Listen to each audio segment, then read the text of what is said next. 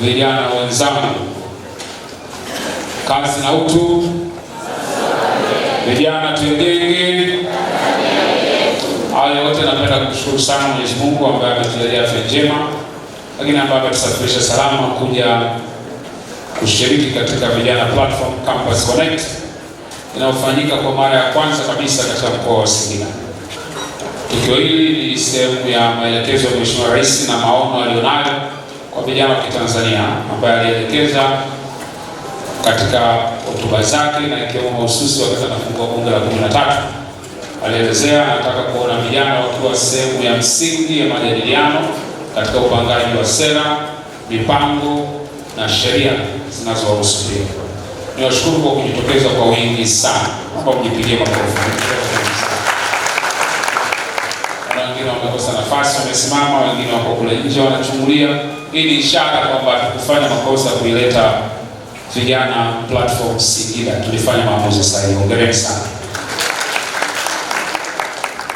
Ningependa kutumia nafasi hii kutoa historia fupi sana ya kuhusiana na vijana platform ambao ilikuwa rasmi iliyozinduliwa tarehe 10 Januari mwaka 2026 na nilizindua pale jijini Dar es Salaam.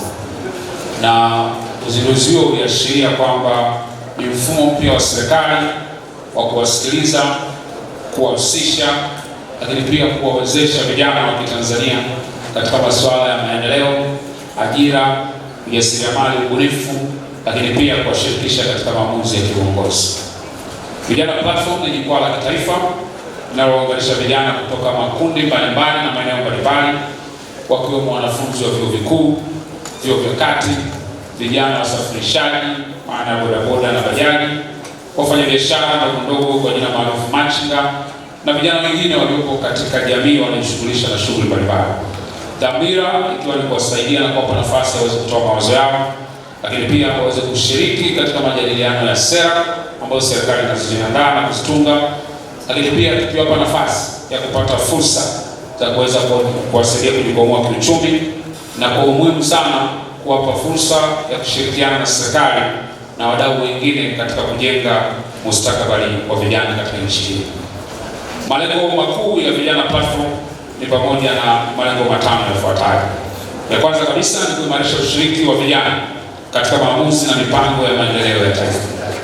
Mheshimiwa Rais Daktari Samia Suluhu Hassan ameagiza na kuelekeza kwamba maamuzi yoyote yanayohusu nchi hii na mipango yoyote inayohusu nchi hii, vijana wawe sehemu ya katikati katika ushiriki wao.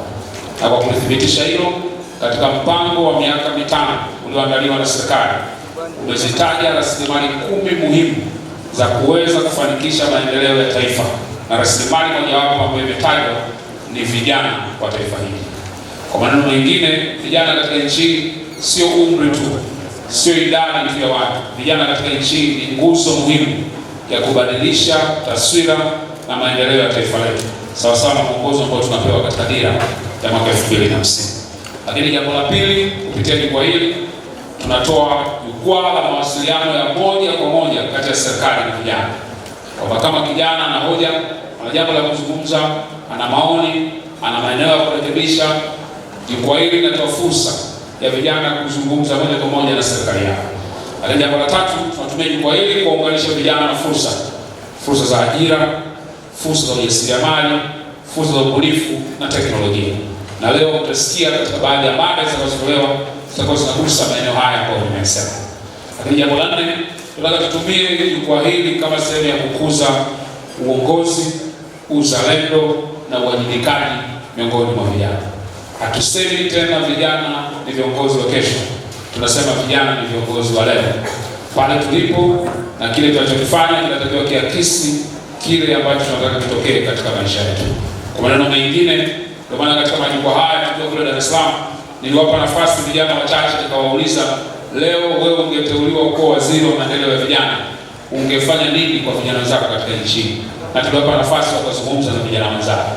Kwa nini? Tunataka tukuze kizazi ambacho hakielezei tu matatizo, lakini kinaweza pia kutoa suluhisho.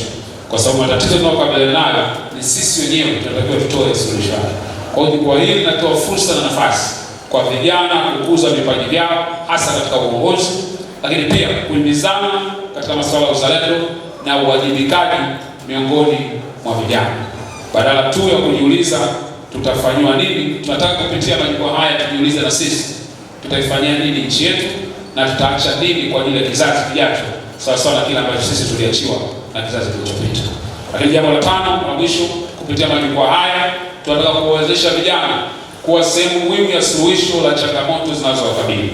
Hakuna anayejua matatizo ya vijana vizuri kuliko vijana wenyewe, na kwa sababu sisi ndio tunajua matatizo yetu vizuri kuliko mtu mwingine, hakuna mtu mwingine anaweza akatuambia kwa usahihi na kutuambia njia nzuri ya kutatua isipokuwa sisi wenyewe. Kwa matatizo yanayotukabili, kama ni ajira, kama ni mitaji, matatizo ya kiafya, matatizo ya kimiundombinu, matatizo ya programu na uendeshaji wake, matatizo haya tunategemea kupitia Vijana Platform iwe ni sehemu inayoleta chachu ya kuzalisha mawazo yanayoelekeza katika kutatua changamoto ambazo tunakabiliana nazo. Ndugu vijana, kwa mujibu wa sensa ya watu na makazi ya mwaka 2022, vijana wenye umri kati ya miaka 15 mpaka 35 ni sawa na milioni 20.6 ya idadi yote ya watu walioko katika nchi yetu, ambao ni sawa na asilimia 34.4 ya Watanzania wote. Lakini katika nguvu kazi iliyoko katika taifa letu inayozalisha katika watu milioni 25 ambao wanashughulika na uzalishaji kwa sasa katika taifa letu, watu milioni 14 ni vijana kati ya miaka 15 mpaka 35. Kwa maneno mengine, asilimia 55.6 ya wazalishaji wa nchi hii ni vijana. Ndio maana serikali imetaka kuweka vijana katikati ya maamuzi na katikati ya vipaumbele katika taifa letu. Ningependa kutumia fursa hii kutoa shukrani za dhati kwa Mheshimiwa Rais wa Jamhuri ya Muungano wa Tanzania Daktari Samia Suluhu Hassan, lakini pia Mheshimiwa Balozi Daktari Emmanuel Nchimbi, Makamu wa Rais, na Mheshimiwa Dr. Mwigulu Lameck Nchemba, Waziri Mkuu wa Jamhuri ya Muungano wa Tanzania, kwa namna ambavyo wametoa uongozi wa uthabiti,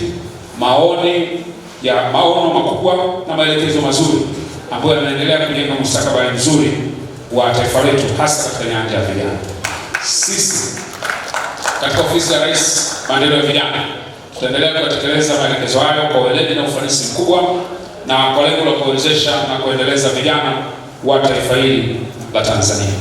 Katika dhamira hiyo Mheshimiwa Rais ameonyesha uongozi wa mfano kwa kuunda wizara mpya kwa mara ya kwanza katika historia ya nchi yetu inayoshughulika na maendeleo ya vijana, na ameiweka chini ya ofisi yake ili masuala ya vijana kwanza yapate uzito na uratibu wa karibu katika ngazi ya juu ya serikali. Tunamshukuru sana Mheshimiwa Rais kwa kuona umuhimu wa kuunda wizara hii. Sababu na hiyo, Mheshimiwa Rais aliahidi kutenga shilingi bilioni 200 kwa ajili ya kuwawezesha wajasiriamali wakati wadogo na kampuni changa, kwa maana startup, ili wawezeshwe kiuchumi. Na kwa mujibu wa maelekezo aliyotoa, fedha hizo zitagawiwa na kuelekezwa katika wizara za sekta ili ziweze kuwafikia vijana katika sekta husika. Ofisi yetu tumepewa jukumu la kusimamia na kuratibu jambo hilo ili kuhakikisha kwamba vijana kwanza wanapewa taarifa na wanapata fursa ya kujua kinachoendelea na utaratibu utakaohusika. Katika hili naomba nitoe ufafanuzi kidogo. Fedha zimekwisha tolewa na zimeelekezwa katika wizara mbalimbali kwa kutambua kwamba vijana wanapatikana katika sekta mbalimbali. Kwa hiyo ziko fedha zitaenda kilimo ili kwa ajili ya vijana wanaoshughulisha na masuala ya kilimo. Lakini ziko fedha zimeelekezwa kwenye uvuvi kwa vijana wanaoshughulika na uvuvi, kama ni wavizimba au wanatumia maboti na shughuli zinazoambatana hizo, kuna fedha zao zimepelekwa katika wizara ya uvuvi na mifugo. Lakini wale wanaoshughulisha na mifugo, kuna nepesha kwa kufuga ng'ombe wa maziwa, ziko fedha zimeelekezwa pia katika wizara ya uvuvi na kilimo na mifugo. Lakini ziko fedha zimeelekezwa katika teknolojia katika wizara ya mawasiliano. Zimeelekezwa fedha kwa ajili ya vijana wanaotaka kujishughulisha na masuala ya teknolojia, wabunifu wa mambo ya tehama. Huko mfuko maalum wa serikali umeandaliwa na fedha imepitishwa kule kwa ajili ya watu wenye bunifu mbalimbali zinazohusiana na tehama. Lakini huko mfuko wa wasanii unaoshughulika na wasanii, kama ni waigizaji, wawe waimbaji, juzi mlisikia walitangaza bilioni 2 pia kwa ajili ya content creators. Fedha hizo ni sehemu ya fedha ambazo Mheshimiwa Rais amezielekeza kule kwa ajili ya vijana wanaoshughulika na masuala haya. Lakini ziko fedha zingine pia zimepelekwa kwenye viwanda na biashara. Vijana wanataka kushughulisha na uanzishaji wa viwanda. Mheshimiwa Rais alielezea maono yake katika miaka 5 ijayo ni kuwa na kitu kinaitwa industrial sheds, viwanda, kongani za viwanda katika kila wilaya. Kwa kama wako vijana ambao wanahitaji kuanzisha viwanda vidogo vidogo katika nafasi ya kongani, ziko fedha pia zimeelekezwa katika eneo hilo kwa ajili ya kuwasaidia. Ziko fedha zimeelekezwa Wizara ya Maendeleo ya Jamii, Jinsia, Wanawake na Makundi Maalum, ambazo zenyewe zinatolewa kupitia benki kwa asilimia ndogo ya 7% zinawalenga vijana wanaoshughulisha na shughuli za ujasiriamali kwenye mitaji midogo midogo. Kwa fedha hizi ambazo zimetolewa zimeelekezwa katika wizara za sekta ili kila kijana kulingana na anachotaka kufanya apate fursa ya kuzifikia, lakini pia aweze kuzitumia. Na tumeona baadhi ya vijana katika maeneo mengine tayari wamekwisha kuanza kuchangamkia fursa hii, na leo asubuhi nimezungumza na afisa maendeleo ya vijana wa mkoa wa Singida Dahani, nafikiri yuko hapa, nikamweleza kwamba moja ya jukumu ulilonalo kama mkoa ni kuhakikisha taarifa hizi zinafika ili kijana yote anayehitaji kutumia fursa hii kwa namna yoyote ile awe na nafasi sawa. Maelekezo ya Mheshimiwa Rais, fedha hizi zitolewe bila upendeleo, bila ubaguzi, na zitolewe kwa uwiano unaofanana kwa vijana wote wa nchi. Kwa hiyo hakuna kijana atakayesema kwamba hizi fedha ni za watu fulani. Mheshimiwa Rais amesema hizi fedha ni za kila yeyote anaitwa kijana wa taifa hili. Kwa hiyo naomba niwatie moyo vijana mlioko hapa Singida, muwe sehemu ya upatikanaji wa fedha hizi kwa maana ya kuzifuatilia. Nimepewa taarifa katika siku 100 za Mheshimiwa Rais hapa Singida tayari kupitia asilimia mnazotengewa kwa ajili ya vijana tayari kuna milioni 700 ambazo zilikwisha kutolewa. Watu wengi wakizungumza habari hizi wanasema hatujui taarifa ziko wapi, tunafanyaje? Na moja ya maelekezo ambayo nimetoa kila nilipopita, taarifa zitolewe kwa vijana wote, zitolewe kwa usawa, na zisisiwe tu kutolewa taarifa, vijana wasaidiwe namna ya kuwa na sifa zinazojitosheleza waweze kutumia fursa hizo. Kijana akija ofisini asiambiwe hana sifa. Kazi ya viongozi wa serikali kama kijana hana sifa ni kumtengeneza ili awe na sifa za kutumia fursa zilizoko, na sio kumwambia kwamba hana sifa za kupata mikopo hiyo. Ndugu vijana, Wizara ya Maendeleo ya Vijana inaongozwa na falsafa kubwa 3.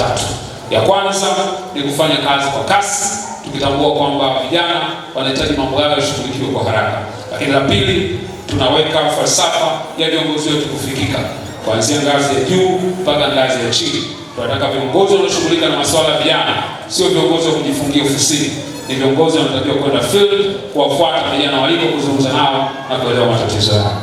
Lakini cha tatu, tunajikita katika matumizi ya teknolojia, tukitambua kwamba vijana wengi sana wanatumia simu zao, wanatumia teknolojia kutafuta habari na kushughulika na masuala mbalimbali. Katika kutekeleza falsafa hiyo, wizara imeanzisha dawati maalum la huduma kwa wateja, Customer Service Center, ambayo inajulikana kama Vijana Call Center, ambayo wenyewe tuna namba 3 ambazo kijana yote katika nchi anaweza akazipiga bila kutumia gharama yote katika simu yake. Anazipiga bure kabisa na anaweza kuzungumza na wizara ili kama kuna jambo linakwamisha ngazi ya chini, mimi nitalipata kule wizarani, ili yule anayekwamisha huku sisi na yetu kwamishe kwenye mambo yake, ili vijana nchini waweze kuendelea mbele. Kwa namba hizi ambazo tunazindua tayari na dawati linafanya kazi, hii Vijana Call Center inafanya kazi. Namba hizi zitatangazwa hapa, ziweke kwenye simu yako. Utakapoona unazungushwa bila sababu ya msingi, utakapoona unajijua vibaya, unaonewa, unadharauliwa, sasa hivi unayo wizara ya kujivunia na unayo waziri ambaye yuko tayari kusikiliza na kuzungumza na wewe. Lakini pia kupitia Vijana Call Center, vijana wamekuwa wakieleza changamoto zao nyingi sana ambazo tumekuwa tukizipokea, na wizara imekuwa ikiwasaidia kwa kuunganisha moja kwa moja na maafisa maendeleo ya vijana katika mikoa na halmashauri zao ili waweze kupata msaada na fursa zitakazowasaidia. Ni muhimu pia niweze kueleza kwa ufupi tofauti kati ya jukwaa hili la vijana linalojulikana kama Vijana Platform na baraza la vijana, ambalo watu wengi nimeona wanakuwa wanachanganya mambo haya mawili, ili tuweze kuelewa vizuri dhamira ya serikali kuwa na vyombo hivi viwili kwa pamoja, yani jukwaa la vijana na pia baraza la vijana ambalo liko katika mchakato. Jukwaa la vijana kama nilivyotangulia kueleza awali, Vijana Platform ni mfumo mpana wa ushiriki wa vijana ambao unalenga kwanza kuwafikia vijana wengi zaidi katika makundi mbalimbali, lakini la pili kusikiliza maoni yao, changamoto na mapendekezo yao pia. Na tatu, kuwapa taarifa za fursa na huduma kama ambavyo tutafanya hivi leo. Lakini ya nne ni kuwaunganisha na serikali na wadau wa maendeleo.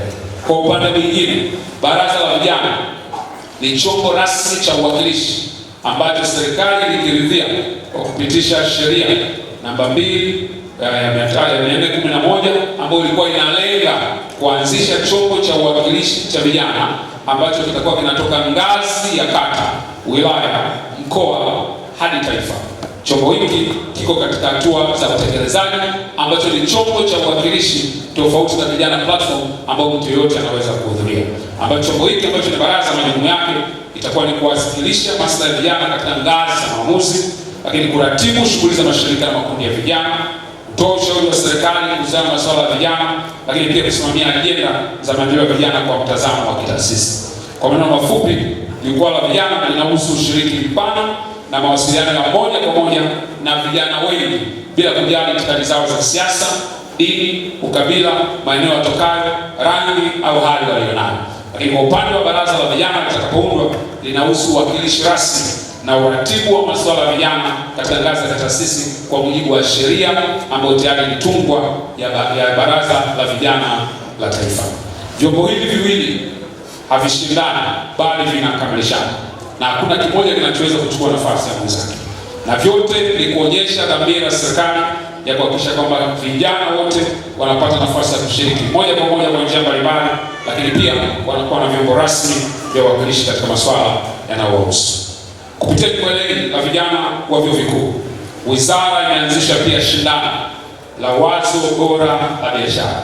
Lengo la shindano hili ni kuhamasisha vijana mnapohitimu elimu ya vyuo vikuu muwe na mawazo bora ya biashara yanayotekelezeka, yanayoweza kuwaajiri ninyi, lakini pia yakatengeneza ajira kwa watu wengine. Katika shindano hili, washindi wataibuka na kupatiwa zawadi za fedha ili waweze kutekeleza mawazo yao ya kibiashara. Mchakato wa kuchakata na kuchambua mawazo ya kibiashara umefanywa na wataalamu wabobezi walioteuliwa mahususi ili kuhakikisha ushindani unakuwa wa haki na wenye weledi mkubwa. Na nilipata taarifa tayari mchujo ulishafanyika, nafikiri kwa awamu 2.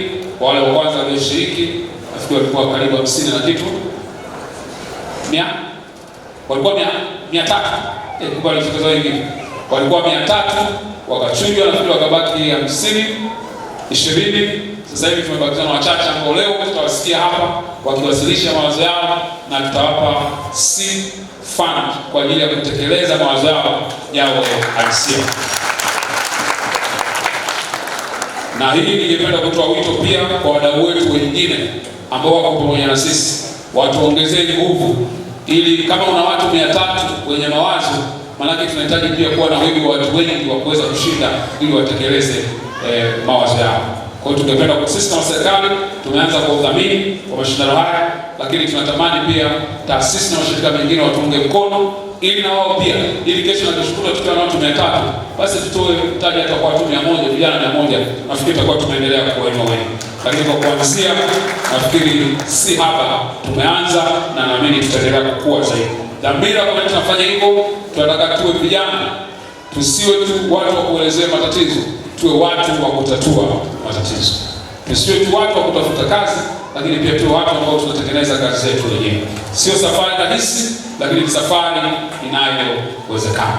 Na serikali itakuwa tayari kuwashika mkono katika hali ambayo ni halisi na inayotekelezeka, ili vijana yote ambao wana ndoto itaweza kumsaidia. Na tutaishia tu kuwapatia fedha, tutawapa ulezi, mentorship ya muda, tutawapa muunganiko na taasisi za kuwalea, lakini pia na watu wanaofanya mambo ambayo wewe unataka kuyafanya ili ukue, ili siku moja kutoka hapa Singida tuwe na wafanyabiashara wakubwa ambao watakuwa wametoka katika mashindano haya. Ndugu vijana, kupitia Vijana Platform tunataka kuzisikia sauti zenu. Tunataka kujifunza kutoka kwenu. Tunataka kushirikiana na nyinyi kama sehemu ya suluhisho. Tunataka kuwawezesha pia kutimiza ndoto zenu. Mimi nimepewa dhamana kama kuwa waziri wa wizara hii, lakini haimaanishi kwamba nina majibu ya maswali yote ya vijana wa Tanzania. Haimaanishi kwamba mimi ndio kijana mwenye akili kuliko vijana wote katika nchi ya Tanzania. Nimepata nafasi kwa mapenzi ya Mwenyezi Mungu na mapenzi ya Rais mwenyewe niwawakilishe ninyi kama vijana. Ili kazi hiyo ya mafanikio na rahisi, na mhitaji kila kijana awe sehemu ya wizara hii ambayo ni wizara yenu ninyi wenyewe. Huu ni mpango wenu, ili programu yenu. Mafanikio yake yanategemea ushiriki wenu, nidhamu yenu, lakini pia ari yenu ya kujituma. Kabla ya kuhitimisha hotuba yangu, naomba kuwahimiza vijana wote kutumia jukwaa hili kikamilifu. Jiungeni kadiri mtakapopewa maelekezo, shirikini katika mijadala, toweni mawazo, anzisheni miradi na tumieni fursa zinazotolewa na serikali. Hata siku moja kijana usije ukasema haiwezekani, wala usije ukasema fursa hii ni ya watu fulani. Siku zote never say no to yourself before you have tried. Usijiambie hapana kabla hujajaribu. Kuna milango inayofunguka kwa kutumia ufunguo, lakini siku hizi kuna milango inafunguka pale unapoisogelea, inaitwa automatic door. Ukikaa mbali ni kweli mlango umefungwa, lakini ukikaribia unagundua ule mlango ulikuwa wazi, ulikuwa unakusubiri uweze kusogelea. Kwa wewe ni vivyo hivyo. Unapoona fursa, usiseme hii fursa tayari na watu. Useme hii fursa tayari imechukuliwa. Kama kila mmoja alisema hii fursa ni ya mtu fulani, ina maana hii fursa itabaki na mtu yote. Uwe wa kwanza kuingia katika fursa. Na ukifeli mara moja, usiseme kwamba nimefeli. Wanasema there is no failure in life. You either win or you learn. Unajishinda au unajifunza. Hakuna kushinda kwenye maisha. Kila unaposhinda mara moja, jaribu mara nyingine. Unaposhinda kitu kimoja, jaribu mara nyingine. Siku moja nilishia kwenye Facebook pale, nikaonyesha biashara 11 ambazo nimezifanya na zote zilifeli. Kabla sijafanikiwa kwenye biashara ambazo ninazo sasa hivi, zote zilifeli. 11 nilipoteza na mtaji wangu. Lakini sikuacha. Kwa nini? Kitu chochote kinachokupiga uanguke chini, inuka mara nyingi mpaka kichoke kikupiga, kisemee huyu jamaa ameshindikana. Ndio maisha yetu. Kwa hiyo uwe na attitude ya kushinda. Washindi kwenye maisha sio wale wenye akili sana. Washindi kwenye maisha sio wale ambao wana uwezo mkubwa sana. Washindi kwenye maisha ni wale wasiokata tamaa. Wanaosoma neno la Mungu, Biblia inatueleza, inasema mbio sio kwa wale wenye kasi, vita sio kwa wale wenye nguvu, lakini bahati na wakati unawapata wote. Na wewe pia ndio hivyo. Usiseme kwamba mimi siwezi, mimi sifai, au mimi sitafanikiwa. Hapana. Jaribu tena na tena na tena mpaka pale kile kinachokufelisha kiseme huyu mtu ameshindikana kufelishwa, ngoja tumwachie tuende kwa watu wengine. Maki kubwa ya watu wanaofanikiwa ni resilience na consistency. Chochote ambacho unakifanya kwenye maisha yako ama ukifanya kwa kumaanisha, usiingie katika mkumbo wa vijana waliokata tamaa. Hakuna faida yote katika kukata tamaa. Umeshajaribu ya kutosha, kile ulichokijaribu na Mungu uliotumia ikupe faida. Kama umeshakimbia tayari umepoteza nguvu tayari. Kama umeshawekeza tayari umeshapoteza fedha tayari. Sasa haina faida kukata tamaa. Amua kwamba jasho ambalo lishatoka tayari, muda uliotumia tayari, uwe na faida kwenye maisha yako. Amua kuwa kijana ambaye unaamini katika ndoto yako. Na yote inawezekana. Watu milioni 1 wakikwambia wewe unaweza, wewe ukasema hauwezi, hautaweza. Lakini watu milioni 1 wakakwambia hauwezi, wewe mwenyewe ukajiambia unaweza, utaweza katika maisha. Sio kuhusiana na watu wengine, ni kuhusiana na wewe mwenyewe. Serikali iko pamoja na nyinyi na mustakabali wa Tanzania uko mikononi mwenu. Mwisho lakini sio kwa muhimu, naomba kumshukuru mkuu wa mkoa wa Singida na timu yake ya mkoa. Na karibu rasmi, naomba nifikishie salamu zangu. Napenda kumshukuru mkuu wa chuo cha TS Singida na vyuo vyote ambao vimeshiriki pamoja nasi katika uandaaji huu. Napenda kuwashukuru serikali za wanafunzi ambao wameshiriki kwa karibu sana pamoja nasi. Wadau wote ambao kwa namna moja au nyingine mmechangia katika kufanikisha tukio hili ambalo limefana sana. Lakini pia ninatambua kwa namna ya kipekee sana, anapenda kutumia fursa hii nimpongeze kwa namna ya kipekee afisa maendeleo ya vijana wa mkoa wa Singida kwa uratibu mzuri wa shughuli za maendeleo ya vijana.